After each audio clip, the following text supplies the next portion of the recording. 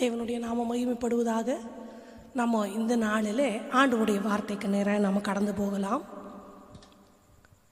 பெற்றோர் செய்யக்கூடாத சில காரியங்களை வேதத்தில் உள்ள நபர்களை மேற்கோள் காட்டி நம்ம பார்க்க போகிறோம். எந்தெந்த காரியங்களை பெற்றோர் செய்யக்கூடாது? வேதத்தில் பார்த்திங்கன்னா பிள்ளைகளுக்கு நிறைய வார்த்தை சொல்லப்பட்டிருக்கும். கர்த்தருக்கு பிள்ளைங்களை உங்கள் பெற்றாருக்கு கர்த்தருக்குள் கீழ்ப்படியுங்கள்.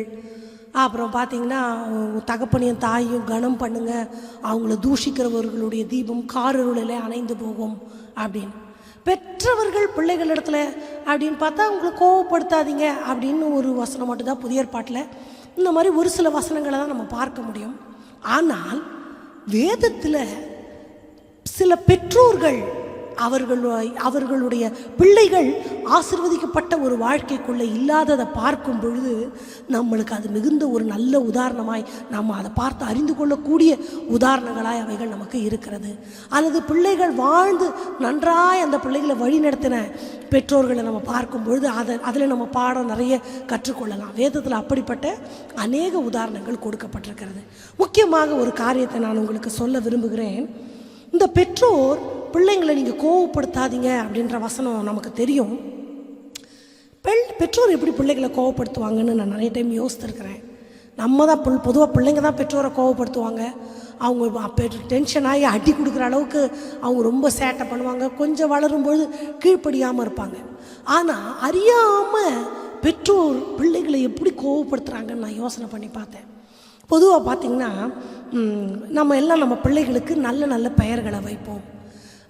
நீங்கள் எல்லாரும் நல்ல பெயர்களை பிள்ளைகளுக்கு செலக்ட் பண்ணி வைக்கிறத நான் பார்த்துருக்கிறேன். ஆனால் சிலர் சொல்கிறாங்க பேரில் ஒன்றும் இல்லை, எந்த பேர் வச்சா என்ன, பெயரில் என்ன இருக்கிறது, பேர் எப்படி இல்லை, நீ எப்படி வாழ்ந்து காட்டுறியோ அதுதான். நான் அதுக்கு வரேன். அதுக்கு முன்பாக வேதத்தில் நம்ம பார்க்கும் பொழுது தாய்மார்கள் எல்லாரும் தகப்பன்மாரும் கூட நான் இந்த பிள்ளையை பெற்றேன் என்று சொல்லி அவனுக்கு நப்தலி என்று பெயரிட்டான். தேவன் என்னை மறுபடியும் நினைத்தார் என்று சொல்லி தன் மகனுக்கு, இப்பொழுது என் கணவர் என்னை நேசிப்பார் என்று சொல்லி, அப்போது பெயருக்கெல்லாம் அங்கங்கே ஒரு அர்த்தத்தோட அந்த பெயர் சொல்லப்பட்டிருப்பதை நம்ம பார்க்கிறோம். அதே மாதிரி அந்த பெயருக்கும் அவர்களுடைய வாழ்க்கைக்கும் சம்பந்தம் இருப்பதையும் நம்மால் பார்க்க முடியும். அபிகாயில் நாபாலை குறித்து தாவீதினிடத்தில் போய் சொல்லுவாங்க. என்ன சொல்லுவாங்க? அவர் பெயர் நாபால், அவர் பெயருக்கேற்றபடி அவர் பெயர் எப்படியோ அப்படியே அவரும் இருக்கிறார். நாபால் எப்படிப்பட்டவர்? முரடனும் துராகரதனுமானவர். அவருக்கு பைத்தியமும் இருந்தது. அப்போது பேர் எப்படியோ அப்படி தான் அவரும் இருப்பார் அப்படின்னு லிட்ரலாகவே பைபிள் சொல்லுது.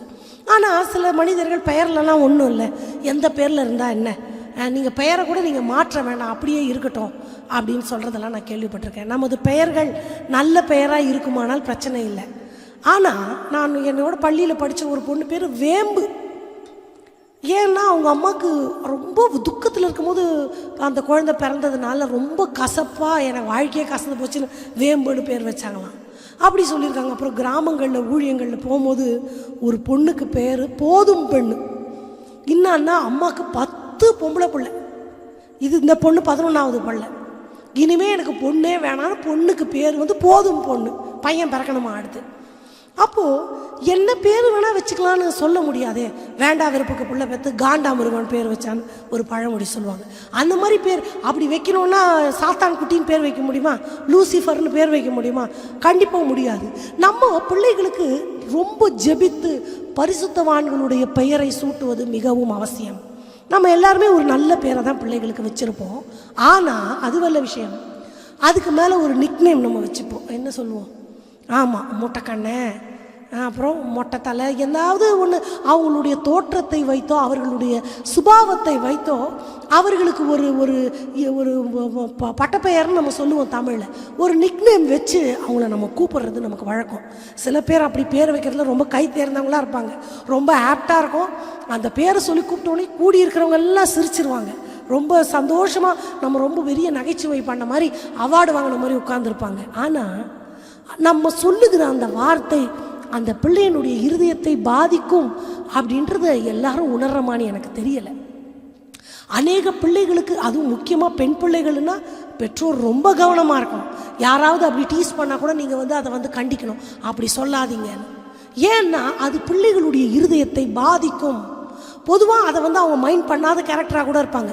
ஆனால் சொல்லி சொல்லி சொல்லி என்ன ஆகும்னா, ஓ அப்படியா, அப்படி ஆயிருமா. அதனால் இந்த அவர்களை டீஸ் பண்ணக்கூடிய அந்த இழிவான பெயர்களெல்லாம் வச்சு பிள்ளைகளை கூப்பிடுறது மிகவும் தவறு. அது வருத்தத்திற்குரிய ஒரு காரியம். பெற்றோர் நீங்கள் என்ன பண்ணோன்னா, மற்றவங்க யார் என்ன சொன்னாலும் பரவாயில்ல, என்னைக்கு உங்கள் பிள்ளைகளை விட்டு கொடுக்காம நீங்கள் எக்யூப் பண்ணணும்னு நான் சொல்ல விரும்புகிறேன். நான் சின்ன பிள்ளையாக இருக்கும் பொழுது எங்கள் கிளாஸ்லேயே நான் தான் ஹைட்டாக இருப்பேன். அப்போது நகர்ந்து உட்காரு, முன்னாடி வராது, அசம்பிளியில் நீ பின்னாடி போ, பெஞ்சில் முன்னாடி உட்காரத எனக்கு மறைக்குது அப்படி பனைமரத்தில் பாதி நெட்ட கொக்கு இப்படி நிறையா பேர், இன்னும் நிறைய பேர் வருத்தப்படுற மாதிரி, நீ பொண்ணு மாதிரியே இல்லை பையன் மாதிரி இருக்கிறேன்னு ஒரு நாள் ஒருத்தவங்க ஒரு பொண்ணு சொல்லிட்டா. எனக்கு ஒரே வருத்தம் ஆயிடுச்சு. வேகமாக எங்கள் அம்மாட்ட வந்து, நான் ஏன் இப்படி உயரமாக வளர்ந்துட்டேன், குள்ளமாகறதுக்கு ஏதாவது வழி இருக்குதான்னு. ஃபஸ்ட்டு அம்மா கண்டுக்கல, அதெல்லாம் ஒன்றும் இல்லைன்ட்டாங்க. அப்புறம் நான் குனிஞ்சு குனிஞ்சு உட்கார்றது, இப்படி குனிஞ்சு குனிஞ்சு நிற்கிறது, அதெல்லாம் பார்த்தோன்னே எங்கள் அம்மாவுக்கு ரொம்ப வருத்தம் ஆயிடுச்சு. எங்கள் அம்மா என்னை கூப்பிட்டு, உயரமாக இருந்தால் அது பயங்கர கெத்து அப்படின்னு நிறையா சொன்னாங்க. ஹை அஃபிஷியல்ஸ் எல்லாம் அப்படி இருப்பாங்க, உன்னை எல்லாரும் போலீஸுன்னு நினச்சிக்குவாங்க, நீ நிமிந்து போ, யாரும் உங்ககிட்ட வாலாட்ட மாட்டாங்க அப்படின்னு நிறைய அம்மா எனக்கு பாசிட்டிவாக சொல்லி சொல்லி, அவங்க சொல்லும் பொழுது கூட நான் அதை நம்பலை. அம்மா எப்போ இப்படி தான் சொல்லுவாங்கன்னு நினச்சேன். ஆனால் கொஞ்சம் அந்த ஸ்கூல் பருவம் தாண்டிட்ட பிறகு அம்மா சொன்னதெல்லாம் அது உண்மையோ இல்லையோ நான் அதை நம்ப ஆரம்பிச்சிட்டேன். அதுக்கப்புறம் அந்த மனசுக்குள்ளே நான் அப்படி இருக்கணும் இப்படி இருக்கணுன்ற அந்த ஒரு இன்ஃபீரியர் உண்மையாகவே என்னை விட்டு போயிருச்சு. அப்போது நான் தாய்மார்களுக்கு சொல்கிறேன், தகப்பன்மார்களுக்கு சொல்கிறேன், உங்கள் பிள்ளைகளுக்குள்ளே அவங்களுக்கு அது ஏதாவது அவங்க வருத்தப்படுறாங்கன்னு தெரிஞ்சிச்சுன்னா உங்கள் பிள்ளைங்களை நீங்கள் விட்டு கொடுக்காதீங்க. அவங்களுக்கு நீங்கள் நல்ல வார்த்தைகளை சொல்லி அவர்களை எக்யூப் பண்ணுங்கள். மற்றவங்க அந்த மாதிரி டீஸ் பண்ணுறதுக்கு அவர்களுக்கு இடம் கொடுக்காதீர்கள். இது பெற்றோர்கள் உங்கள் பிள்ளைகளை நல்ல வார்த்தைகளை சொல்லி, நல்ல ஆசீர்வாதமான வார்த்தைகளை சொல்லி, பாசிட்டிவான வார்த்தைகளை சொல்லி உங்கள் பிள்ளைகளை நீங்கள் வளர்ப்பது உங்களுடைய கடமை. ஏன் அப்படி இருந்தால் என்ன, தயவு செய்து அப்படி நினைக்காதீங்க. அந்த பிஞ்சு இருதயத்துக்குள்ளே நம்ம அம்மா கூட நமக்கு சப்போர்ட் இல்லை, நம்ம அப்பா கூட நமக்கு சப்போர்ட் இல்லை அப்படின்னு தோன்றுகிற காயங்கள் அவங்க வளரும் பொழுது கூட அது ஆறாது. சில நேரங்களில் நான் உள் காயங்களை பற்றி நான் உங்களுக்கு சொன்னேன். அதனால உங்கள் பிள்ளைகளுக்கு நீங்கள் தேவனுக்கேற்ற பெயர்களை, நல்ல வேதத்தில் உதாரணம் உள்ள பெயர்களை வைத்து பிள்ளைகளை ஆசீர்வாதமான பெயர்களோடு நீங்கள் கூப்பிட பழகுங்க. அந்த ஆசீர்வாதம் என்றைக்கும் பிள்ளைகளுடைய சிரசில் இருக்கும். ரைட், இன்னைக்கு ஒரு வேத வசனத்தை நான் உங்களுக்கு படிக்கிறேன். ஆதியாகமம் 19வது அதிகாரத்தில் 36வது வசனத்தை நான் உங்களுக்காக படிக்கிறேன். இவ்விதமாக லோத்தின் குமாரத்திகள் இருவரும் தங்கள் தகப்பனாலே கர்ப்பவதியானார்கள். மூத்தவள் ஒரு குமாரனை பெற்று அவனுக்கு மோவாப் என்று பெயரிட்டாள். அவன் இந்நாள் வரைக்கும் இருக்கிற மோவாபியருக்கு தகப்பன். இளையவளும் ஒரு குமாரனை பெற்று அவனுக்கு பென்னம்மி என்று பெயரிட்டாள். அவன் இந்நாள் வரைக்கும் இருக்கிற அம்மோன் புத்திரருக்கு தகப்பன். லோத்துக்கு 2 குமாரத்திகள். அவங்க பெயர் பைபிளில் இல்லை, அவங்க மனைவி பேர் பைபிளில் இல்லை, அவர் எப்போ கல்யாணம் பண்ணார் பைபிளில் இல்லை, ஒன்றுமே இல்லை, ஹிஸ்ட்ரிலையும் இல்லையாமா, ஹிஸ்ட்ரியில் தேடி பார்த்தாலும் இல்லை. ரைட், அப்போது அந்த லோத்துக்கு 2 குமாரத்திகள். அந்த 2 குமாரத்திகள் ஒரு பிள்ளைகளை பெற்றார்கள். 2 அந்த பிள்ளைகளுடைய சந்ததியும் சபிக்கப்பட்ட சந்ததி, மோவாபியர், அம்மோனியர். ஏன் நம்மளுக்கு இந்த சம்பவம் நல்லா தெரியும். சொந்த தகப்பனிடத்தில் முறைகேடாய் அவர்கள் பெற்றபடியினாலே அந்த சந்ததி அருவருப்பான சந்ததி, சபிக்கப்பட்ட சந்ததி, தேவனுக்கு விருப்பமில்லாத ஒரு சந்ததியே அப்படி கெட்டு போயிடுச்சு. இந்த லோத்து யார்? நம்ம லோத்து ரொம்ப மோசமானவர் அப்படின்னு நம்ம மனசில் நினச்சிக்கிறோம். அப்படி ரொம்ப ஒரு பேட் கேரக்டர்னு நம்ம பிக்சரைஸ் பண்ணி வச்சுருந்தோம்னா அதுலேருந்து நம்ம கொஞ்சம் மாறிக்கணும், நம்மளுடைய கருத்துக்களை கொஞ்சம் மாற்றிக்கொள்ளணும்னு நான் நினைக்கிறேன். இந்த லோத்து யாருன்னா ஆபிரகாமுடைய சொந்த அண்ணனுடைய மகன், ஆபிரகாமுக்கு சித்தப்பா. நம்மெல்லாம் மார்த்தட்டிக்கிறோம், நான் ஆபிரகாமின் சந்ததி, என் தகப்பன் ஆபிரகாம், நான் விசுவாசி, அவர் எனக்கு தகப்பன்னு. அப்போது லோத்து யார் தான் நமக்கு? நம்ம அண்ணன் மாமா, நம்மளுடைய ரொம்ப நெருங்கின சொந்தம் தான் இந்த லோத்து. லோத்து நீதிமானாய் இல்லாதிருந்தால் பட்டணத்தை அழிக்க தேவன் சித்தம் கொண்டிருக்கும் பொழுது அந்த லோத்துவையும் அதோடு சேர்த்து அழித்திருப்பார். நீதிமானை காக்கிற தெய்வம் தம்மை தேடுகிறவர்களை ஒரு நாள் கைவிடாத தெய்வம் கையை பிடிச்சி தரன்னு இழுத்துன்னு வந்து நீ தப்பிச்சு போன்னு சொல்றார், காஷன் கொடுக்குறார். அப்போ ஏதோ ஒரு நீதி அவரிடத்துல இருந்து கொண்டே தான் இருந்தது. ஆபிரகாமோடு ரொம்ப காலம் அவர் இருந்தார். ஏன் பிரிஞ்சார்? அவருக்கும் ஆபிரகாமுக்கும் சண்டை இல்லை, லோத்தினுடைய மனைவிக்கும் சாராளம்மாக்கும் சண்டை இல்லை. அவங்க ரொம்ப காலம் நல்லா தான் இருந்தாங்க. ஆபிரகாமுடைய மேய்ப்பருக்கும் வேலைக்காரருக்கும் லோத்துடைய வேலைக்காரனுக்கும் தான் முட்டிக்குச்சு. அப்புறம் ஆபிரகாம் சொல்லிட்டாரு, உனக்கு எங்க வேணுமோ நீ போய்க்கப்பா அப்படின்னு சொல்லிட்டு. அப்போ ஆபிரகாம் தேவனோடு நடந்த மனுஷன், தேவனுக்கு உரிய நீதிமான். இன்று வரை நமக்கு முன்னோடியான இந்த ஆபிரகாமோடு இருந்த அந்த லோத்து, நீதிமானாய் இருந்த அந்த லோத்து, ஆண்டவர் யெகோவா தேவனோடு ஏதோ ஒரு உறவில் இருந்த அந்த லோத்து, ஆண்டவர் காப்பாற்றின அந்த லோத்து, அவருடைய குமாரத்திகள் துஷ்ட சந்ததிகளை பிறப்பிக்கிறதற்கு காரணமாய் இருந்தார்கள். அப்ப லோத்துவனுடைய வாழ்க்கையில என்னென்ன மிஸ்டேக்ஸ் இருந்துச்சு அப்படின்னு நாம பார்க்க போகிறோம். முதல், அவர் ஆபிரகாமை விட்டு பிரிகிற அந்த காலகட்டத்தில் அந்த வசனத்தை நான் உங்களுக்கு படிக்கிறேன். ஆபிரகாம் லோத்தை நோக்கி, எனக்கும் உனக்கும் என் மேய்ப்பருக்கும் உன் மேய்ப்பருக்கும் வாக்குவாதம் வேண்டாம், நாம் சகோதரர். இந்த தேசமெல்லாம் உனக்கு முன்பாக இருக்கிறதல்லவா, நீ என்னை விட்டு பிரிந்து போகலாம். நீ இடதுபுறம் போனால் நான் வலதுபுறம் போகிறேன், நீ வலதுபுறம் போனால் நான் இடதுபுறம் போகிறேன். ரைட். இப்போ லோத்து தன் கண்களை ஏறெடுத்து பார்த்து இப்படி பார்க்கிறார், இப்படி சுத்தி பார்க்கிறார். அந்த யோர்தானுக்கு அருகான சமபூமி முழுவதும் நீர்வளம் பொருந்தினதாக இருக்க கண்டு, அப்பா நல்ல தண்ணி இருக்கு, நம்ம ஆடு மாடுகளுக்கு தண்ணி குடிக்க, நம்ம ஒருவேளை எதனா வேளாண்மை நம்ம பண்ணோம்னா அதுக்கு பாய்ச்சுவதற்கு நல்ல வளமான சூப்பரான தண்ணி அங்கே இருக்கு அப்படின்னு பார்த்துட்டு என்ன பண்ணாராம், அது அவர் கர்த்தருடைய தோட்டத்தை போலவும் எப்படி இருந்துச்சான். இங்கே அந்த வார்த்தையை நம்ம ரொம்ப கவனிக்கணும். நான் நினைக்கிறேன் லோத்து மனசில் நினச்சிருந்திருப்பார், ஆஹா கர்த்தருடைய தோட்டம் மாதிரி இருக்கு, ஏதேன் மாதிரி இருக்கு. அவர் மனசுக்கு பாபிலோனின் தொங்கு தோட்டம் உலக அதிசயத்தில் ஒன்று அப்படின்னு தோணி இருந்துச்சுன்னா, ஆச்சு பாபிலோனா நமக்கு வேண்டாம் அப்படின்னு தோணி இருக்கும். அவர் மனசில் எப்படி தோணுச்சு, கர்த்தருடைய தோட்டத்தை போல. அங்கே ஒரு ஸ்பிரிச்சுவலைஸான ஒரு வொக்காபுலரியை நம்ம பார்க்குறோம் இல்லையா. ஆமாம், அவர் மனசுக்குள்ள ஃபஸ்ட்டு கண்களை ஏறெடுத்து பார்க்குறாரு. ஸோ அது அவருடைய கண்ணுக்கு ரொம்ப அட்ராக்டிவாக, நான் நினைக்கிறேன் அப்படி பச்சை பசேலுன்னு அப்படி க்ளீனாக பொல்யூஷன் இல்லாமல் அப்படி இருந்திருக்கும்னு நான் நினைக்கிறேன். அடுத்து நீர்வளம் ஒரு தண்ணி, நல்ல தண்ணி, நல்ல அட்ராக்டிவ்.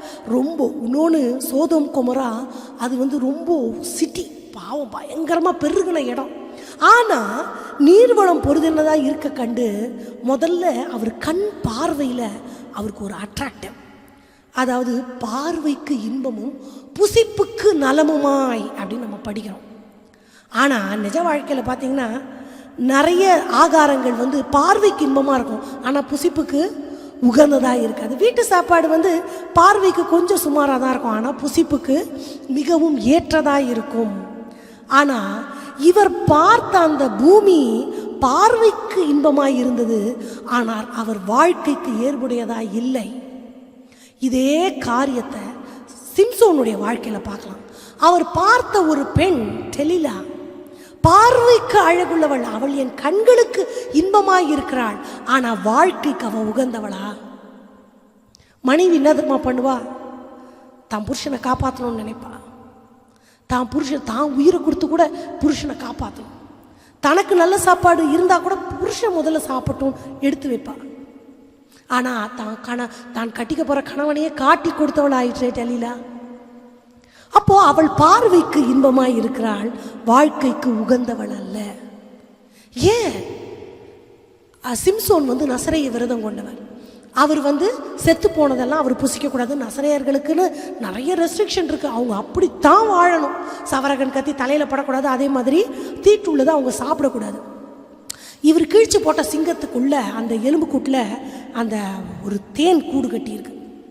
இவர் என்ன பண்ணுறாரு, நைஸாக அதை எடுத்து சாப்பிட்டுட்டு அம்மா அப்பாவுக்கு சொல்லலை, அதுக்கப்புறம் தான் விஷயத்த சொல்கிறார். அவர் தேனுன்னு தான் பார்த்தாரே தவிர அது எந்த இடத்துல இருக்குன்னு பார்க்கல. அப்போ இருப்பிடத்தை பார்க்க வேண்டும், சுற்றுள்ள காரியங்களை பார்க்க வேண்டும். அது தேனு தானே, எங்க இருந்தாலும் தேனை சாப்பிடலாமா?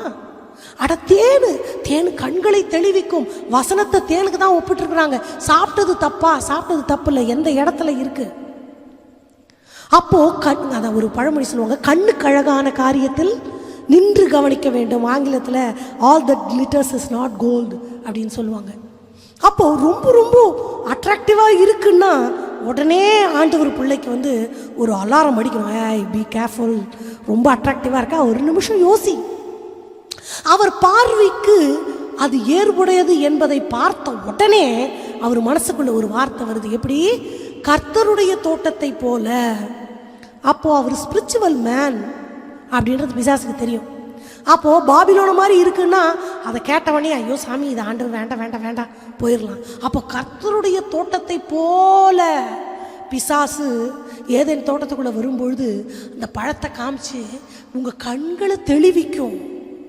ஆமா, அப்படிதான் ஆண்டவருடைய வேடம் அணிந்து ஒளியின் வேடத்தை தரித்து கொண்டு நம்மெல்லாம் நினைப்போம், பிசாசுனா 2 கொம்பு வச்சுட்டு பல்லு வச்சுட்டு கருகருன்னு அப்படி நிற்கும் நம்ம நினைப்போம். கண்டிப்பா இல்லை, ரொம்ப அட்ராக்டிவாக இன்னும் கொஞ்ச நேரம் பார்க்கலான்ற மாதிரி ஒரு அப்பியரன்ஸில் தான் பிசாஸ் இருக்கும். அப்போது இங்கே அங்கே அவரோட கண்ணுக்கு அந்த அட்ராக்ஷனுக்கு அவர் இடம் கொடுத்த உடனேயே அவருக்கு எப்படி மனசில் என்ன வருது? கர்த்தருடைய தோட்டத்தை போல. அப்போ உடனே இவருக்கு தோணிருச்சு, ஆஹா நம்ம என்ன பண்ணணும், இங்கே தான் குடியிருக்கணும் அப்படின்னு டிசைட் பண்ணிட்டார். ஃபர்ஸ்ட் என்ன பண்ணுறாருன்னா, அந்த வசனத்தை நான் உங்களுக்காக படிக்கிறேன். 13வது அதிகாரத்தில் 12வது வசனம். லோத்து அந்த யோர்தானுக்கு அருகாமையான சமபூமியில் உள்ள பட்டணங்களில் வாசம் பண்ணி சோதோமுக்கு நேரே கூடாரம் போட்டார். ஃபர்ஸ்ட் என்ன பண்றாருன்னா, நேரே என்ன ஆப்போசிட்ல, அங்கே தானே இருக்கு, நான் இங்கே குடி இருந்துக்கிறேன். சோதோம் மோசமான பட்டணம், அது அங்கே இருக்கு, நான் இந்த பக்கம் ஒதுங்கி நான் பாட்டுக்கு ஒரு ஓரமாக இருக்கிறேன் அப்படின்னு ஃபர்ஸ்ட். அடுத்து நீங்கள் அடுத்த அதிகாரத்தில் 14வது அதிகாரத்தில் 12வது வசனத்தை பார்த்தீங்கன்னா, ஆபிராமின் சகோதரனுடைய குமாரனாகிய லோத்து சோதோமிலே குடியிருந்தபடியால். இப்போ எங்கே போய் சோதோமுக்குள்ளே போயிட்டார். அதாவது இந்த ஒட்டகம்னு ஒரு கதை சொல்லுவாங்க, ஒட்டகம் கதையாயிருச்சு. என்னென்னா, இந்த சர்க்கஸில் அந்த ஒட்டகத்தெல்லாம் வச்சு ஒருத்தர் வித்தையெல்லாம் காட்டிகிட்டு இருந்தார். அவரு இந்த நீங்கள் சர்க்கஸில் தங்குறவங்க அவங்க ஒரு சின்ன கூடாரம் போட்டிருப்பாங்க, பார்த்துருக்கீங்களா? ஆமாம், நிற்க கூட முடியாது, உட்காரலாம் படுக்கலாம், அந்த மாதிரி ஒரு கூடாரம் போட்டு நல்ல குளிர். இந்த அந்த அந்த சர்க்கஸ் காமிக்கிறவர் நல்லா பெட்ஷீட்டெல்லாம் போட்டு தூங்கிட்டு இருக்கிறாரு, சரியான குளிர். அப்போது அந்த கூடாரம் லேசாக அசைகிற மாதிரி இருந்தது. அவர் கண்ணை திறந்து பார்த்தா அந்த ஒட்டகம் என்ன பண்ணிச்சான், அதோடைய 2 கால்களை மட்டும் உள்ளே வச்சுச்சான். இது கதை தான். கதைச்சோடனே, என்ன நீ கால் நீட்டுற, ரொம்ப குளிருது, இந்த கால் 2 மட்டும் உள்ளே வச்சுக்கிறேன். சரி கால் தானே நீட்டிக்கோ. இன்னும் கொஞ்ச நேரம் கழிச்சு பார்த்தா திருப்பியும் 2 கையை உள்ளே விட்டுச்சா. என்னென்னா, இந்த 2 கையை மட்டும் உள்ளே வச்சுக்கிறேன், ரொம்ப குளிருது. சரி வச்சுக்கோ. இன்னும் கொஞ்ச நேரம் பார்த்தா பக்கத்தில் என்னமோ பெருசாக இருக்க மாதிரி இருந்துச்சா. பார்த்தா மூஞ்சி. நீ என்ன மூஞ்சியும் கொண்டாந்து இங்கே வச்சுக்கிட்ட? இல்லை சில்லுன்னு காற்றை என்னால் சுவாசிக்க முடியல, என் மூஞ்சியை கொஞ்சம் அந்த கூடாரத்துக்குள்ளே நான் வச்சுக்கிறேன் நினச்சான். சரி வச்சுக்கோ. கொஞ்ச நேரத்தில் பார்த்தா இவருக்கு குளிர் தாங்க முடியல. என்னன்னா, ஒட்டகம் முழுசாக உள்ளே வந்துருச்சு, கூடாரமெல்லாம் பிச்சுக்கிட்டு போயிடுச்சு.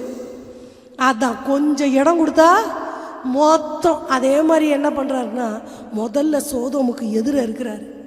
அப்புறம் என்ன பண்ணிட்டாரு, சோதோமுக்கு உள்ளவே போய் குடி இருக்கிறார், உள்ளவே போயிட்டார். இப்போது நான் தகப்பன்மார்களுக்கு நான் ஒரு காரியத்தை, நான் தகப்பன்மார் தாயார் பெற்றோர்கள் 2 பேருக்கும் ஒரு காரியத்தை நான் சொல்லுகிறேன். நீங்கள் இருக்கிற இடம் எப்படிப்பட்ட இடம் என்பதை நீங்கள் சோதித்து பார்க்க வேண்டும். நீங்கள் குடியிருக்கிற இடம் எப்படி, அது சிட்டியாக இருக்கலாம் அல்லது அது வில்லேஜாக இருக்கலாம், ஆனால் அந்த கலாச்சாரம் எப்படிப்பட்டதாக இருக்கிறது. கெட்ட வார்த்தைகளை சரளமாக பேசுகிற ஒரு கலாச்சாரத்துக்குள்ள உங்கள் பிள்ளைகள் வளருவார்களானால் நீங்கள் கெட்ட வார்த்தை பேச மாட்டீங்க, ஆனால் கட்டாயம் உங்கள் பிள்ளைகள் கெட்ட வார்த்தை பேசுவார்கள். ரொம்ப அழகாக சொல்லுவாங்க, பிள்ளைகள் கெட்ட வார்த்தை பேசவில்லை, கேட்ட வார்த்தைகளை பேசுகிறார்கள் அப்படின்னு. அப்போ நீங்கள் இருக்கிற இடம் எப்படி, அந்த இடம் சரியில்லை தெரியும், சுற்றி இருக்கிறவங்க சரியில்லை தெரியும், ஏன் அங்கே இருக்கணும், நான் கரெக்டாக இருக்கேன், அந்த கதையெல்லாம் ஆகாது. முதல்ல நீங்கள் இருக்கிற இடம் அது அந்த அப்படிப்பட்ட ஒரு இடத்துல இருப்பீங்கன்னா தயவு செய்து அந்த இடத்தை மாற்றி கொஞ்சம் டீசன்சியான சண்டை இல்லாம போடாத மாதிரி ஒரு டீசெண்டான ஒரு இடத்துல நீங்கள் குடியிருக்க வேண்டும். கச்சக்கச்சன்னு இருக்கிற ஒரு கீழ்த்தரமான காரியங்களை நம்ம கண்ணில் பார்க்கக்கூடிய ஒரு பகுதியில் நீங்கள் குடியிருப்பீங்கன்னா, நான் பெற்றோருக்கு சொல்கிறேன், உங்கள் பிள்ளைங்க நல்ல கலாச்சாரத்தில் வளர மாட்டாங்க. நான் வீட்டை விட்டு வெளியே அனுப்ப மாட்டேன், எங்கள் வீட்டில் அப்படி யாரும் இல்லை, அப்படியெல்லாம் நீங்கள் எந்த கதையும் சொல்ல முடியாது. உங்கள் பிள்ளைகளுக்கு சூழ்நிலை, அவங்க வளருகிற சூழ்நிலை மிகவும் முக்கியமானது. இதனுடைய விளைவுகளை நான் உங்களுக்கு சொல்கிறேன். நான் சொன்னேன், ஃபஸ்ட்டு சோதோமுக்கு எதிராக இருந்தார், இப்போ என்ன பண்ணிட்டாரு, சோதோமுக்கு உள்ளவே போயிட்டார். இவருக்கு தெரியும் சோதோம் சரியில்லை, இவர் ஆண்டவருடைய மனுஷன்தான். சோதோம் குமரா பட்டணத்தை பற்றி நமக்கு தெரியும், அருவருப்புகளின் உச்சக்கட்டம். அந்த வார்த்தையிலையும் உங்களுக்கு எல்லாம் புரியும். ஆனால் அந்த அருவருப்பு லோத்துக்குள்ளே வரல, அவர் பிள்ளைங்களுக்குள்ளே வரல. அவங்களுக்குள்ள ஒரு நீதி இருந்ததுனால தான் ஆண்டவர் அவங்கள காப்பாற்றினார்னு நான் மறுபடியும் உங்களுக்கு நான் ரிமைண்ட் பண்ணி சொல்கிறேன். அப்போது அவருக்குள்ள அந்த அக்கிரமங்கள் வரவில்லை. ஆனால் அவர் எங்கே இருக்கிறார்? ஆமாம், அதாவது நம்மலாம் சொல்லுவோம், அவங்க அப்படி இருந்தால் என்ன, நான் நல்லா இருக்கிறேன்ல, நான் அவங்கள ஆண்டவருக்குள்ளே நடத்துகிறேன்ல அப்படி நம்ம சொல்லலாம். அது ஒரு பழமொழி இருக்குது, சேலையை முள்ளு மேலே போட்டாலும் முள்ளை சேலை மேலே போட்டாலும் கிழியறது புடவை தான். ஒரு கொரோனா பேஷண்ட் இருக்கிறாருன்னு வைங்களேன், நான் ஹெல்த்தியாக இருக்கிறேன், அவரோட மிங்கிள் ஆகிறேன், எனக்குள்ளே இருக்கிற ஹெல்த் அவருக்குள்ளே போகுமா, அவருக்குள்ளே இருக்கிற கொரோனா வைரஸ் எனக்குள்ளே வருமா? I am healthy enough.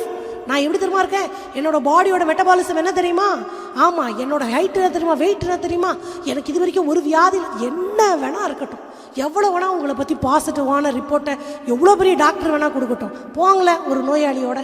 ஏன் உங்களுக்குள்ளே இருக்கிற ஹெல்த் அங்கே பாஸ் ஆகட்டுமே, உங்களுக்குள்ளே இருக்கிற அந்த ஹை நியூட்ரிஷன் வந்து அங்கே ரெசிஸ்ட் பண்ணிட்டா அல்லது அவங்கள தூக்கி வீசிட்டுமே. ஏன் நடக்காது? பரிசுத்தவான்களுக்கு நான் சொல்லுகிறேன், ஆண்டவருடைய வார்த்தை அதை தான் சொல்லுகிறது. நம்ம பாவிகளை ஆண்டவருக்கு நேராக வழி நடத்தணும் வேண்டான்னு ஆண்டவர் சொல்லலை, வழி நடத்தணும் தான். ஆனால் அவர்களோடு ஒருமித்து நம்ம போவது வேதத்திற்கு புறம்பானது. அதனால தான் பவுலடியார் ரொம்ப அழகாக சொல்லிட்டாரு, நீ பாவத்துக்கு விலகி ஓடு. ஏன்? சாத்தானுக்கு தான் எதிர்த்து நிற்க சொன்னார். சாத்தானுக்கு என்ன பண்ணணும், வா பார்த்துக்கலாம் அப்படின்னு எதிர்த்து நிற்கணும். ஆனால் பாவம்னும் பொழுது எதிர்த்து நிற்க முடியாது. Because the sin will be very attractive. நம்மளுக்கே தெரியாது, அது ஆவிக்குரிய வேஷத்தில் கூட வரும். கர்த்தருடைய தோட்டத்தை போல இருக்கே அப்படின்னு நம்ம மனசுலேயே தோணும். கர்த்தருடைய பிள்ளைய மாதிரி தெரிகிறாரே நம்ம மனசில் தோணும். இது ஆண்டவருடைய சித்தமாக இருக்குமோ, இதுதானோ அப்படின்னு நம்ம மனசில் தோணும். நம்ம ஜெபிக்கிற ஜெபத்துக்கெல்லாம் ஆமான்னு பதில் வரும். நம்ம தரிசனம் காணுவோம், அது அப்படியே அவங்களுடைய நம்ம ஆவி அவங்களோட மேட்ச் ஆகி போகும். அதுதான் ஆண்டவர் நம்ம நினச்சிட முடியாது. ஏன் தெரியுமா, உள்ள பச்சை கண்ணாடி போட்டுட்ருப்போம். எல்லாம் முடிஞ்ச பிறகு ஏன் இப்படி ஆச்சுன்னு கண்ணாடியை கட்டினா தான் தெரியும். ஐயோ, எல்லாம் பச்சை கண்ணாடி போட்டுட்டு பார்த்ததுனால எல்லாம் எனக்கு பச்சையாகவே தெரிஞ்சிச்சே. ஆமாம், கழட்ட வேண்டியது நம்முடைய கண்ணாடியை. அப்போ தான் தெரியும், ஓ இவ்வளவு நாள் நான் ஆண்டவர் சித்தத்தில் இல்லை, என் சித்தத்துக்குள்ளே ஆண்டவரை இழுத்து உட்கார வச்சேன். ஸ்பிரிச்சுவலாக கூட நம்ம ஏமாந்துட முடியும். ஆண்டவருடைய பிள்ளைகள் ரொம்ப எச்சரிப்பாக இருக்க வேண்டிய ஒரு காலகட்டம் தாய் தகப்பன்மார். அப்போ நான் இங்கே சொன்னேன், இப்போ என்ன பண்ணிட்டாருன்னா, அந்த சோதோமுக்கு எதிர கூடாரம் போட்டவர் கொஞ்சம் கொஞ்சமாக உள்ளவே போய் குடியிருந்துட்டார். அதை விட இன்னொரு காரியம் நடந்துச்சு. என்ன தெரியுமா? நம்ம வேதத்தில் படிக்கலாம். 19வது அதிகாரம் 1 வசனத்தை நான் உங்களுக்கு வாசிக்கிறேன். அந்த 2 தூதரும் சாயங்காலத்திலே சோதோமுக்கு வந்தார்கள். லோத்து சோதோமின் வாசலிலே உட்கார்ந்திருந்தார். இப்போ லோத்து எங்கே உட்கார்ந்துருக்கிறாரு? சோதோமுக்குள்ளே குடி போயிட்டாரு. இப்போ எங்கள் வீட்டு வாசலில் உட்காந்துருக்காரு. இதை படிக்கும்போது உஷ்ண வேலையில்னோடனே ரொம்ப வெயிலாக இருந்துச்சு, காற்று வாங்க வந்தார், அல்லது எல்லாரையும் வேடிக்கை போகிற வரவங்கள வேடிக்கை பார்த்து டைம் பாஸ் பண்ணாருன்னு நம்ம நினச்சிட முடியாது. மத்திய கிழக்கு பகுதியில் அங்கே வாழ்ந்த மக்களுக்கு ஒரு கலாச்சாரம் இருந்துச்சு. அந்த சாயங்கால வேளையில் வாசலில் யார் உட்காருவான்னா, தேசத்து மூப்பர்கள். அவங்க உட்காந்து அரசியல் பேசுவாங்க, தேசத்தை பற்றி பேசுவாங்க.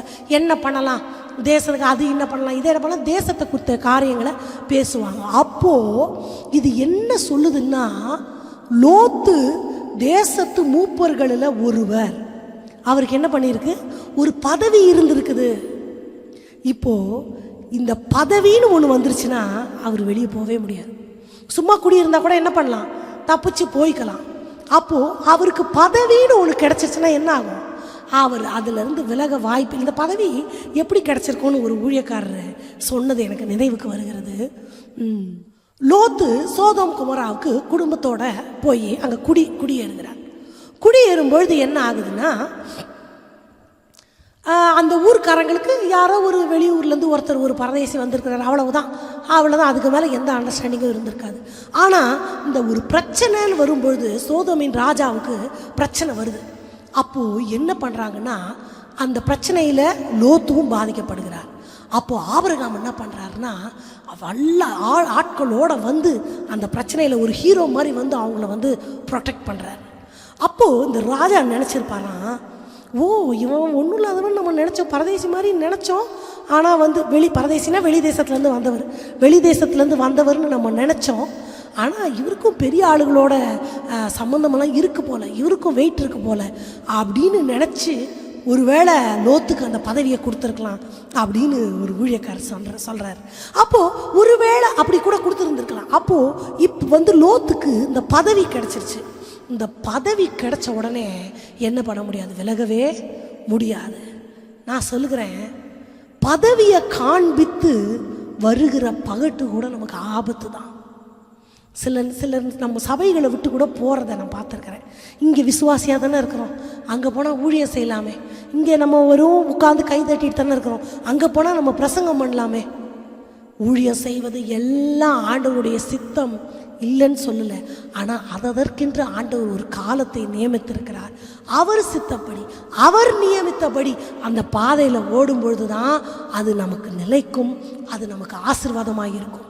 அங்கே நம்ம ரொம்ப கவனமாக இருக்கணும். இது ஆண்டவரால் கிடைக்கிறது தானா?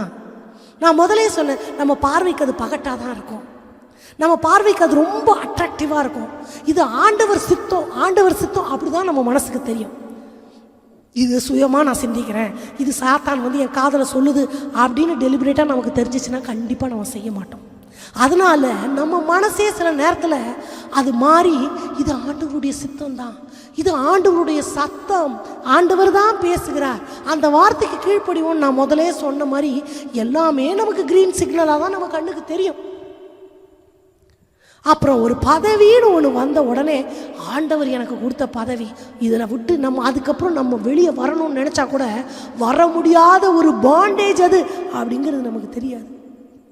மோசமாக எதிரக்குடி இருந்தார், இந்த மோசமான இந்த பட்டணத்துக்கு எதிரக்குடி இருந்தார். இப்போ அதுக்கு உள்ளே போயிட்டார். இப்போ அதில் உள்ள ஒரு பதவியில் அவர் இருந்தார் என்பது சர்வ நிச்சயம். அப்போது ஒரு தகப்பன் ஆவிக்குரிய வாழ்க்கையில் ஆண்டவரோடு இருந்தவர் தான். அவருக்கு ஆண்டவருடைய தொடுதல், ஆண்டவருடைய உறவு அவருக்கு இருந்தாலுமே அவர் ஏமாந்து போன காரியங்கள் அவர் வாழ்க்கையில் இருக்கிறது. ஒரு கண்ணுக்கழகான காரியத்தில் அவர் கொஞ்சம் ஒரு நிமிஷம் அவருக்கு ஒரு தடுமாற்றம், அது கண்ணுக்கழகாக இருக்கு, ஆனால் வாழ்வாதாரத்துக்கு இருக்கிற மாதிரி இருக்குது. ஆனால் அது வந்து நமக்கு அது நிலைக்குமா, அந்த வாழ்க்கையில் ஆண்டவர் இருப்பாரா அப்படின்னு நினைக்க தவறினார். குடியிருக்கிற இடம் நமக்கு மிகவும் அவசியம்னு நான் சொன்னேன். ஆனால் சோதோமின் பாவங்கள் நமக்கு தெரியும். அதை அந்த பிள்ளைங்க பார்த்து வளர்ந்துருப்பாங்க. அவங்களுக்கு இது ஒரு விஷயம் இல்லையோ, எல்லாரும் ஒரு காரியத்தை பண்ணால் அது தப்பு இல்லையோன்னு நம்ம மனசுக்கு பொதுவாக ஒரு மனுஷ இருதயத்துக்கு அப்படி தோன்ற வாய்ப்பு இருக்குது. ஆனால் ஆண்டவர் பிள்ளைக்கு அப்படி தோணாது. உப்பு தண்ணிக்குள்ளே மீன் இருந்தாலும் அதுக்குள்ளே உப்பு ஏறாது. அவன் பாபிலோனில் இருந்தாலும் ஆண்டவருக்கு சித்தமானதை தான் செய்வான். அவன் யார் தெரியுமா? அவன் பல தடவை யோசிப்பான். ரொம்ப அட்ராக்டிவாக இருந்தால் அவனுக்கு வந்து அலாரம் அடிக்கும், இல்லை கொஞ்சம் ஜோம் பண்ணணும். ஒருவேளை டிசைட் பண்ண தெரிலனா ஒரு ஆவிக்குரிய தகப்பன் இடத்துல போய் நம்ம கேட்கலாம். இல்லை ஒவ்வொரு வார்த்தையிலும் ஆண்டவர் நம்மோட பேசுவாரா, ஆண்டவர்கிட்ட அடையாளம் கேட்கலாம், கிதியோன் மாதிரி. இப்படி ஒரு தடவை இல்லை, பல தடவை ஆண்டவர்கிட்ட கேட்கறதுக்கு அவன் இருதயம் துடித்து கொண்டே இருக்கும். அப்படிப்பட்ட தகப்பன் தாயா நம்ம இருக்கிறோமா? அந்த காரியங்களை உங்களுக்கு சொன்னேன். அதுக்கப்புறம் என்ன நடக்குதுன்னா, அக்கினி கந்தம் விழுந்து பூமி, அது அவங்க இருந்த பட்டணம் முழுவதும் அழிக்கப்பட்டு போச்சு. இவங்க குடும்பமாக வரும்பொழுது லோத்தின் மனைவி உப்பு தூண் ஆயிட்டாங்க. இப்போ என்ன ஆகுதுன்னா, இப்போ தான் நம்ம இந்த பிள்ளைகள் இந்த விளைவுக்கு நம்ம வருகிறோம். இவர் ஆண்டவரோட ஏதோ ஒரு உறவு அவருக்கு இருந்து, ஏதோ ஒரு நீதி அவரோடு இருந்ததுனால ஆண்டவர் அவரை காப்பாற்றுகிறார். காப்பாற்றப்பட்டவர், மனைவியை இழந்தவர் பிள்ளைகளை எடுத்துட்டு சோவாருக்கு போகிறேன்னு சொல்கிறாரு. ஆனால் அங்கே அவருக்கு ஒரு பயம் வந்துடுது. அவர் பயந்து மலைக்கு போயிட்டார். இவர் ஏற்கனவே சிட்டி பாய், அவருக்கு அந்த அட்ராக்டிவான சிட்டி லைஃப்பில் ரொம்ப அவர் இருந்தவர். இப்போது சிட்டி பாய் என்ன ஆகிட்டார்னா ஆதிவாசி ஆகிட்டார். மலையில் போய் உட்காந்துட்டார். மலையில் போய் உட்காந்துட்ட உடனே அங்கே அவங்க பிள்ளைங்க 2 பேரும் அவருக்கு மதுவை குடிக்க கொடுத்தார்கள். எதுக்கு? நம்மளுக்கு வீட்டுக்காரே கிடைக்க மாட்டாங்க, கல்யாணம் பண்ண புருஷனே கிடைக்காதாம்மா, மது எங்கேருந்து கிடச்சிச்சின்னு எனக்கு தெரில, இல்லை தூக்கிட்டே வந்தாங்களா அதுவும் தெரியல. அந்த மலையில் ஆட்களே இல்லை, அவங்களுக்கு மனுஷாலேயே அவங்க பார்க்கல. அப்போ என்ன பண்ணுறாங்க, மதுவை தகப்பனுக்கு குடிக்க கொடுத்து கீழ்த்தரமான தகாத ஒரு காரியத்தில் 2 பிள்ளைகளும் ஈடுபடுகிறார்கள் என்று நம்ம பார்க்கணும். அதாவது யூஸ்வலாக அந்த மென்டாலிட்டியை வந்து பிடிஎஸ்டின்னு சொல்லுவாங்க, போஸ்ட் ட்ரௌமேட்டிக் ஸ்ட்ரெஸ் டிஸார்டர் அப்படின்னு. அதாவது இயற்கை சீற்றங்கள் அப்படி பார்க்கும்பொழுது, அந்த அழிவுகளை எல்லாம் பார்க்கும்பொழுது மென்டலி அவங்களுக்கு ஒரு டிஸார்டர் வருமாமா. அப்போது இந்த மாதிரி ஒரு அருவருக்கத்தக்க காரியங்களை அவங்க செய்கிறதுக்கு இதுக்கு வேதத்தில் இதுக்கு முன்னாடியே ஒரு உதாரணம் இருக்குது. நோவா காலங்களில் நம்ம பார்க்கும் பொழுது அந்த இயற்கை பேரிடர் அங்கே அதே மாதிரி ஒன்று வருது. ஏன்னா ஃப்ளட்டு வருது. ஃப்ளட்டு வந்து எல்லாம் அழிஞ்சு போச்சு, மரம் இல்லை, மிருக ஜீவன்கள் இல்லை. அப்போ தண்ணி வடிஞ்சிருக்கு. வடிஞ்சப்போ என்ன ஆகிருக்கும்னா, பொதுவாக ஈரத்தில் பாக்டீரியாஸ் நிறைய வரும். அப்போ பயங்கரமாக அந்த அழுகிய மிருகங்கள், மனுஷர்களுடைய அந்த ஸ்மெல்லு, அவங்களுக்கு ஒரு செடி கொடி பச்சை பசேல்னு ஒன்றும் இருந்திருக்காது, சாப்பிட இருந்திருக்கா, என்ன தான் பண்ணுறதுன்னு தெரில. அப்போது இந்த வெறுமையெல்லாம் பார்க்கும்பொழுது இங்கே நம்ம பார்த்தா அதே ஸ்ட்ரெஸ் டிஸார்டர் அவங்களுக்கு வந்திருக்கும்னு நினைக்கிறேன் நான். என்ன பண்ணா? ஆமாம், தகப்பனோட நம்ம வேதத்தில் அது வெளிப்படையாக இல்லை, ஆனால் மறைமுகமாக இதே மாதிரி ஒரு கீழ்த்தனமான காரியத்தை தகப்பனோடு காம் நடப்பிக்கிறான். அவனுடைய சந்ததியும் சபிக்கப்படுகிறது அப்படின்னு நம்ம பார்க்குறோம். அப்போது அந்த மாதிரி ஒரு சூழ்நிலையில் அவங்களுடைய மனநிலை அப்படி மாற்றப்படுகிறது. அப்போது அவங்களுடைய சந்ததி முழுக்க ஒரு சபிக்கப்பட்ட அருவருக்கத்தக்க ஒரு சந்ததி பூமியில் வருகிறது. அப்போது நான் லோத்துவை பற்றி நம்ம பார்த்தோம். இந்த தகப்பன் தன் இருப்பிடம், அவருடைய இருப்பிடம் எப்படி இருக்கிறதுன்னு நான் உங்களுக்கு சொன்னேன். நான் நினைக்கிறேன் இவங்களுக்கு இது தப்புன்னு ஏன் அப்படி தோணாமல், மென்டல் டிஸார்டர் என்ன வேணால் இருக்கலாம் அவங்களுக்கு, ஆனால் கூட அவங்களுக்கு வந்து இந்த மாதிரி காரியங்கள் அவங்க வளர்ந்த சூழ்நிலையில் அவங்களுக்கு தப்புன்னு தோணலையோ, அது ஒரு பிரச்சனை இல்லைன்னு தோணலையோ, என்னன்னு எனக்கு அது கரெக்டாக சொல்ல தெரியலை. ஆனால் அந்த அந்த அவங்க வளர்ந்த இடம் சரியில்லாத இடம் என்பதை நான் உங்களுக்கு மறுபடியும் சொல்லிக் கொள்கிறேன். அடுத்து அவர் மூப்பராக இருந்தார். ஸோ 2வது ஒரு காரியம் பெற்றோருக்கு நான் சொல்ல விரும்புதுன்னா, த பீப்புள் யாரு கூட நீங்கள் மிங்கிள் ஆகுறீங்க. அவங்க தவறானவர்கள் அப்படின்னு தெரிஞ்சா கண்டிப்பாக பெற்றோர் நீங்கள் தான் எவ்வளோ செய்து அவங்களுடைய அப்படிப்பட்டவர்களோடு உங்கள் வீட்டுக்கு வருவதெல்லாம் நீங்கள் தவிர்த்துருங்க. அவங்களால உங்களுடைய ஆரோக்கியமான வாழ்வு கெடுகிறதா, கண்டிப்பாக அவர்களை வாழ்க்கைக்குள்ளே நம்ம நுழைய வைக்கவே கூடாது. அவங்க எவ்வளோ நல்லவர்களாக, அவங்களால எவ்வளோ ஆதாயம் நமக்கு இருந்தாலும், நம்ம கண்களுக்கு அவங்க ஆவிக்குரியவர்களாக பட்டால் கூட அவர்களால் ஏதோ ஒரு சமாதான குறைவு வந்து கொண்டே இருக்குது அப்படின்னா ஜெபிச்சு ஒரு தீர்மானம் எடுத்து அதை நம்ம அவாய்ட் பண்ணிக்கணும். நான் சொன்னேன், நம்ம ஆண்டவரோடு நடக்கிற பெற்றோர் தான், ஆவிக்குரியவர்கள் தான். ஆனால் நம்மை அறியாமலே நம்ம ஏமாற்றப்படுவது வேதத்தில் இருக்குதுன்னு நான் சொல்கிறேன். அப்போது ஆண்டவரோடு நடந்து ஆண்டவருடைய ஆலோசனையை பெற வேண்டும். நான் முதல் சொன்னேன், நீங்கள் பெயர்கள், உங்கள் பிள்ளைகளுக்கு இடுகிற பெயர்கள் ஆசீர்வதிக்கப்பட்ட பெயர்களாக இருக்கட்டும். அவர்களுக்கு ஒரு மாதிரியான பெயர்களை சொல்லி அவர்களை எந்த விதத்துலையும் வருத்தப்படுத்தாதீங்கன்னு சொன்னேன். 2வது, நாம் எப்படிப்பட்ட இடத்துல நம்ம குடியிருக்கிறோம், அதை சூழ்ந்துள்ள கலாச்சாரம் எப்படி இருக்கிறது, அதை சூழ்ந்துள்ள மனிதர்கள் எப்படி இருக்கிறார்கள், அவர்களை பற்றிய அறிவு நமக்கு வேணும். ஒருவேளை தெரியலன்னா பகுத்தறிகிற ஞானத்தை ஆண்டவரிடத்தை கேட்டு பெற்றுக்கொள்ளுங்க. மோசமான கலாச்சாரங்களும் கீழ்த்தரமான வார்த்தைகளை பேசுகிற மனிதர்களும் அங்கே இருப்பாங்கன்னா தயவு செய்து நீங்கள் குடியிருக்கிற பகுதியை நீங்கள் மாற்ற வேண்டும். 3வது, பெற்றோரை பார்த்து கேட்குறேன், அம்மா அப்பாவை பார்த்து கேட்குறேன், உங்கள் நண்பர்கள் எப்படி இருக்கிறாங்க? உங்கள் நண்பர்கள் உங்கள் பிள்ளைங்களை எப்படி நடத்துகிறாங்க, எப்படி இருக்கிறாங்க, அதை நீங்கள் சீர்தூக்கி பார்க்க வேண்டும். கட்டாயமாக முன்மாதிரி இல்லாத தகப்பன் பிள்ளைகளை கேள்வியே கேட்க முடியாது. அம்மா அப்பாட்ட நான் சொல்கிறேன், உங்கள் பிள்ளைங்களுக்கு முன்னாடி ஒரு எக்ஸாம்பிளரி லைஃப்பை நம்ம வாழ தவறிட்டோம்னா நாளைக்கு அங்கே கொஸ்டின் கேட்கும்பொழுது நம்ம அவங்க முன்னாடி நம்ம கை கட்டி நிற்கிற மாதிரி ஆகிடும். அவங்க நம்மளை கார்னர் பண்ணிடுவாங்க. அவங்களுக்கு புத்தி சொல்கிறதுக்கு நமக்கு திராணி இருக்காது. அந்த நிலைமை எந்த தாய் தகப்பனுக்கும் வரக்கூடாதுன்னு நான் நினைக்கிறேன். எவ்வளோ வயசானாலும் நம்ம பிள்ளைங்க அம்மாட்ட ஒரு வார்த்தை கேட்கலாம், அப்பாட்ட ஒரு வார்த்தை கேட்கலாம் அப்படின்ற இடத்துல நம்ம வச்சுருக்கணும். அவங்க நம்மளை வச்சுருக்கணும். அப்படி நம்ம நடந்து கொள்ள வேண்டும். அதனால் நீங்கள் சேர்கிற நபர்களை குறித்து நீங்கள் ரொம்ப எச்சரிக்கையாக இருங்க. ஏன்னா நம்ம ஏமாறுவது கூடுமானால் தெரிந்து கொள்ளப்பட்டவர்களும் கூட வஞ்சிக்கப்படக்கூடிய காலத்தில் நம்ம இருக்கிறோம். நம்மை நாமே ஏமாற்றிக் கொள்ளுவோம். ஒவ்வொரு நாளும் ஆண்டவரோட உள்ள தொடர்பு, எந்த ஒரு காரியத்தையும் ஆண்டவர் இடத்துல கேட்டு செய்வதற்கு நம்ம பழகி கொள்ள வேண்டும்.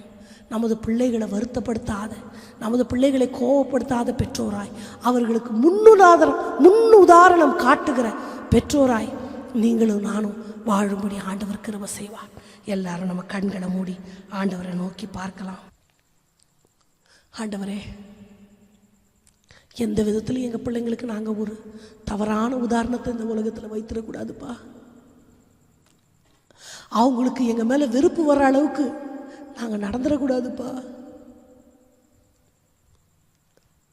எங்கள் அப்பாவும் மாதிரி யாரும் இல்லை, எங்கள் அம்மாவும் மாதிரி யாரும் இல்லை. அவங்க எங்களுக்கு ஆண்டவரை காண்பித்தார்கள், நல்ல அடிச்சுவடுகளை எங்களுக்கு வச்சுட்டு போனாங்கன்னு எங்கள் பிள்ளைங்க எங்களை குறித்து சாட்சி சொல்ல நீங்கள் உதவி செய்யணும் ஆண்டவரே.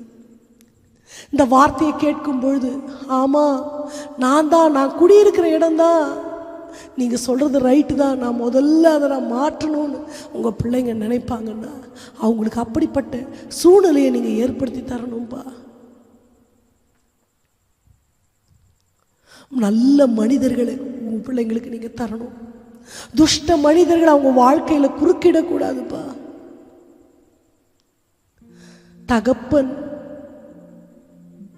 நீதிமானாய் இருந்த பட்சத்திலும் அவனது பிள்ளைகள் துஷ்ட சந்ததி உருவாவதற்கு காரணமானார்கள்னு பார்க்கும்போது ஆண்டவரோடு நடக்கிற பெற்றோர் எங்கள் மனசு கொஞ்சம் ஒரு மாதிரி இருக்குப்பா. நான் ஆண்டவரோட இருக்கிறேன் என்ன நானே ஏமாத்திட்டு இருக்கிறேனா அப்படின்னு பயமாக இருக்குப்பா. உங்கள் சித்தம்னு நான் நம்பிட்டு உங்களுக்கு சித்தமில்லாததை செஞ்சிட்டு இருக்கிறேனா எனக்கு பயமாக இருக்குப்பா. இல்லப்பா, நீதிமானுடைய சந்ததி அப்பத்துக்கு இறந்து தெரியாதுன்னு சொன்னீங்க. நீதிமானுடைய சந்ததி பூமியில நிலை பெற்றோங்கும்னு சொன்னீங்க. எங்க பிள்ளைங்க அப்படி இருக்கணும்பா. பரலோகத்துல எங்க பிள்ளைங்களுக்கு நாங்க பொக்கிஷத்தை சேர்த்து வைக்கணும்பா. உம்மோடு நடக்கிறோம் நம்பி எங்களை நாங்களே எந்த விதத்திலையும் ஏமாத்திடக்கூடாதுப்பா. அப்பா அம்மா எல்லாம் சொல்லுங்க, இல்ல ஆண்டவரே உங்க ஆலோசனை எங்களுக்கு வேணும் ஆண்டவரே, எங்களை நாங்க ஏமாத்திடக்கூடாதுப்பா. உம்மோடு உள்ள அந்த வழி நடத்துதல், நீங்க காட்டுகிற அந்த பாதை கண்களையே ரெடுப்பே, கண்களையே ரெடுப்பே, ஆல்பா ஓமேகா என் தேவனே, கண்களையே ரெடுப்பே.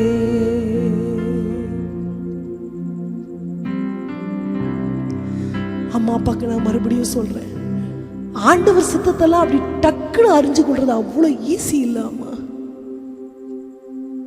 அடையாளம் கேட்கணும், அல்லது உங்களுக்கு கேட்க முடியலன்னா ஊழியக்காரர் இடத்துல சொல்லி அவங்க நீங்க கொஞ்சம் எனக்கு ஜெபிச்சு சொல்லுங்க ஆலோசனை கேட்கலாம். மனதுக்கு தோன்றுவதெல்லாம் ஆண்டவருடைய சித்தம் அப்படின்னு நம்பி ஏமாந்துடாதீங்க. கண்ணுக்கழகாய் இருப்பது எல்லாம் ஆண்டவருக்கு சித்தமா இருக்குமா? நம்ம மனதில் தோன்றுகிற நினைவுகள் எல்லாம் ஆண்டவருக்கு ஏற்புடையதா?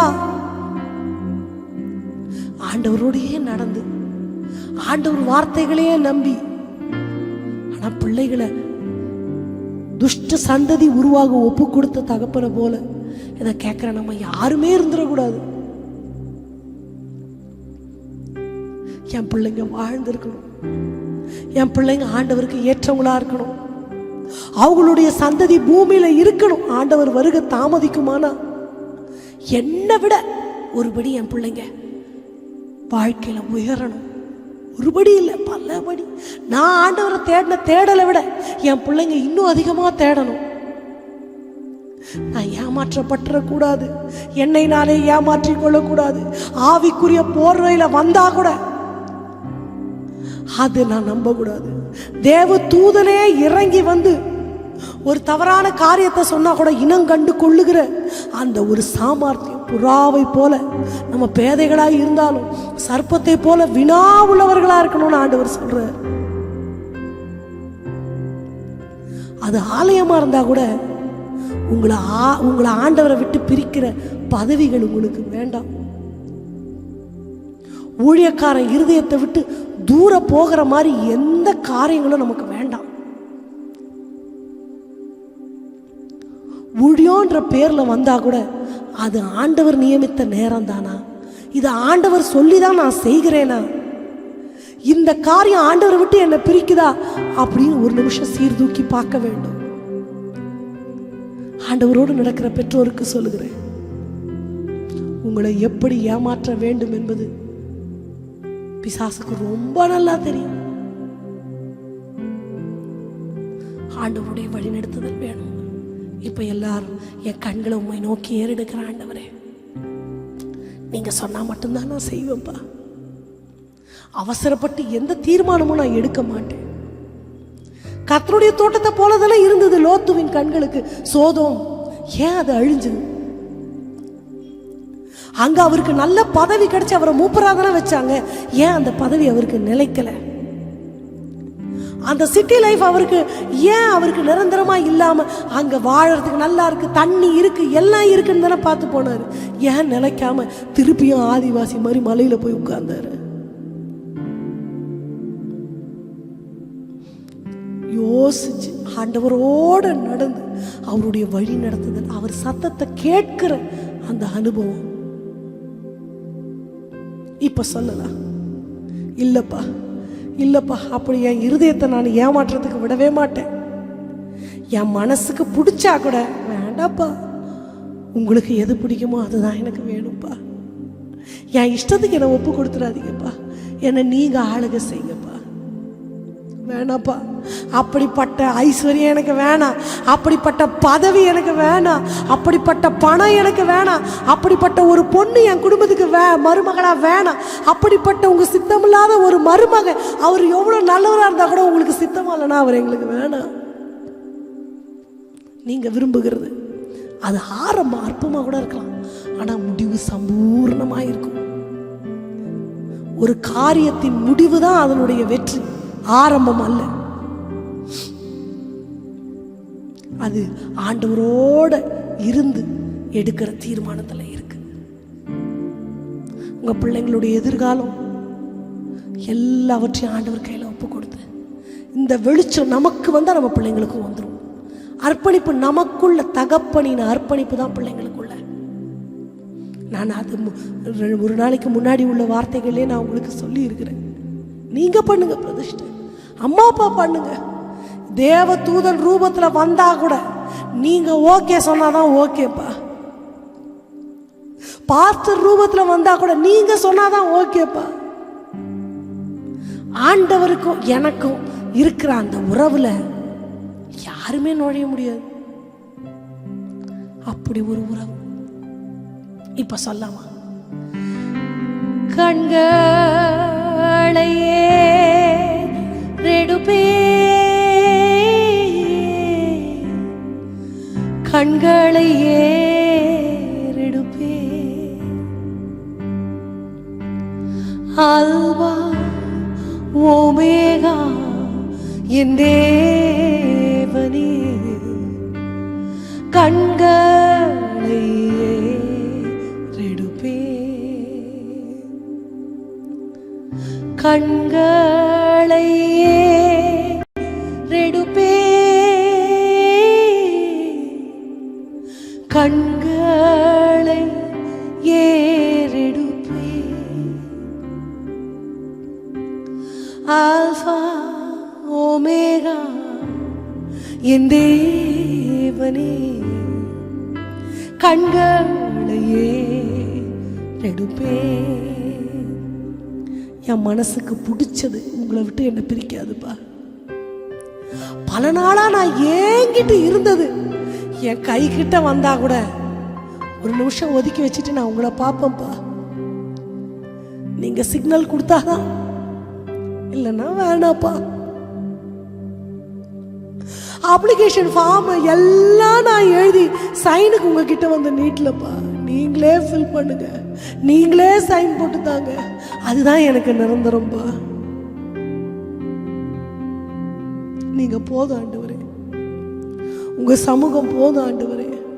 நீங்க இருக்கும்போது நாங்க எதுக்கு கவலைப்படணும்ப்பா? நேர்த்தியான பாதைகளில் எங்களை நடத்துகிற தெய்வம், நன்மையான ஈவுகள், பூரணமான வரங்களை பரத்திலிருந்து எங்களுக்கு வர்ஷிக்க பண்ணுகிற தெய்வம் நீ. ஹல்லேலூயா, ஹல்லேலூயா. எங்க பிள்ளைங்க என்ன படிக்கணும் நீங்க சொல்லுங்கப்பா. எங்க பிள்ளைங்க எப்படி வளரணும் உங்க விருப்பப்படிப்பா. எங்க பிள்ளைங்க திருமணம் எப்படி நடக்கணும் உங்க சித்தம்ப்பா. எங்க ஆசை ஒண்ணுமே இல்லப்பா. உங்க வழி நடத்துதல புரிஞ்சுக்கிற அந்த ஞானம் எங்களுக்கு எப்படியாவது எங்க சிந்தைக்கு புலப்படட்டும்பா. உங்க சித்தத்தை அறிந்து கொள்ளுகிற அந்த ஒரு ஞானத்தை கொடுத்துருங்க, அந்த பகுத்தறிகிற ஒரு ஞானம். முந்தினோர் பிந்தினோர் ஆவாங்கன்னு சொல்றாங்க, அந்த மாதிரி நாங்க எந்த விதத்திலையும் பிந்திரக்கூடாதுப்பா. யாரும் வந்து எங்களை கை நீட்டுற அளவுக்கு எங்களை விட்டு கொடுத்துறாதீங்கப்பா. உம்மோடு நடக்கிற ஒரு கிருபையை நீர் எங்களுக்கு கட்டளையிடுங்க. எங்க கண்களை உண்மையே நோக்கி ஏறெடுக்கிறோம். வானத்தையும் பூமியும் படைத்த கர்த்தரிடத்திலிருந்து எங்களுக்கு ஒத்தாசை வரும்படி உண்மை நோக்கி எங்க கண்களை ஏறெடுக்கிறோம். இந்த வசனங்கள் மூலியமா நீங்க யார் யாரோட பேசணும்னு சித்தம் வச்சிருக்கிறீங்களோ அவங்களோட நீங்க பேசுனதுக்காக நன்றிப்பா. இந்த வார்த்தைகள் எல்லாம் எங்க இருதயத்துல நிறுத்து கொண்டு ஜாக்கிரதையோடு உமது கிருபாசன தண்டையில கிட்டி சேருகிறதற்கு ஒரு அனுபவத்தை, ஒரு தைரியத்தை நீர் எங்களுக்கு தர வேணுமாய் ஜெபிக்கிறேன். தெய்வத்தின் திருக்கரங்களை ஒப்பு கொடுக்கிறோம். இந்த நாளை எங்களுக்கு ஆசீர்வாதமாய் மாற்றித்தார். இயேசுவின் நாமத்தில் ஜெபத்தை எடுக்கிறோம் நல்ல தகப்பனே, ஆமென். என் ஆத்மாவே கர்த்தரை ஸ்தோத்திரி, என் முழு உள்ளமே அவருடைய பரிசுத்த நாமத்தை ஸ்தோத்திரி. என் ஆத்மாவே கர்த்தரை ஸ்தோத்திரி, கர்த்தர் செய்த சகல உபகாரங்களையும் மறவாதே. ஆமென், ஆமென். God bless you.